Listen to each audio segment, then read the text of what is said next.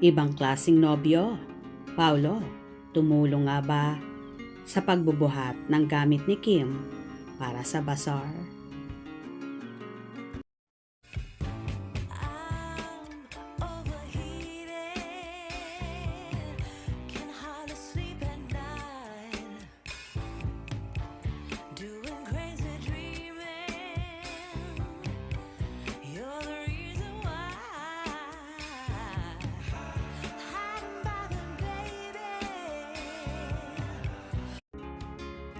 Naging successful nga ang closet bazaar ng The People Superstar na si Kim Chiu.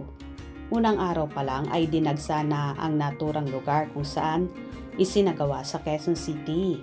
Hindi pa nga bukas ang kanilang store na pinagtayuan ay pagkahaba-haba na agad ng pila sa labas ng naturang establishmento.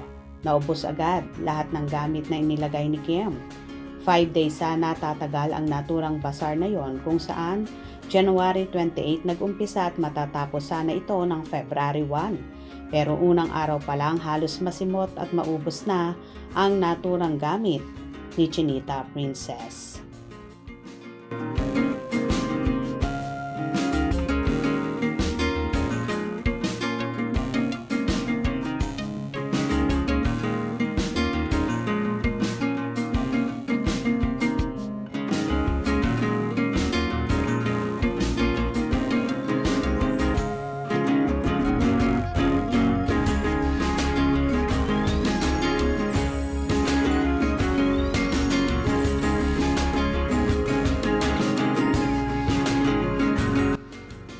Anyway, usap-usapan nga ng ilang netizen na tumulong daw sa paghahakot si Paolo Avellino sa mga boxes na inilagay doon sa naturang store. At ang ikinaloka pa ng marami ay may naligaw na damit si Paolo sa mga damit ni Kimi na ayon pa nga sa nag-post, bakit? Parang may naliligaw dito. Dahil pang lalaki nga ang naturang polo at para malaman kung kay Paolo ngayon, kinuha ng netizen ang larawan ng aktor kung saan suot-suot ang naturang polo shirt na bulaklakin kung saan may katerno din ito na suot si Kimi noon. Kaya naman ayon pa nga sa ilang bakit daw naliligaw ang damit ni Paolo na mukhang napasama sa mga damit ni Kim na ipababasar. Posible nga daw bang magkasama na sa iisang bahay ang dalawa kaya pati damit ng aktor ay napasama na rin?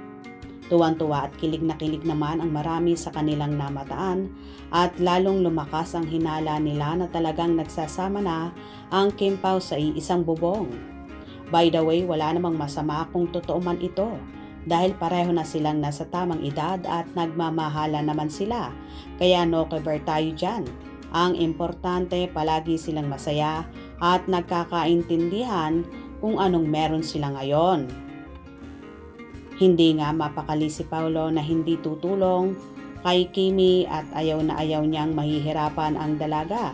Kaya kahit may injury ito sa balikat, pilit pa rin itong nagbuhat ng mga boxes para madala sa Quezon City.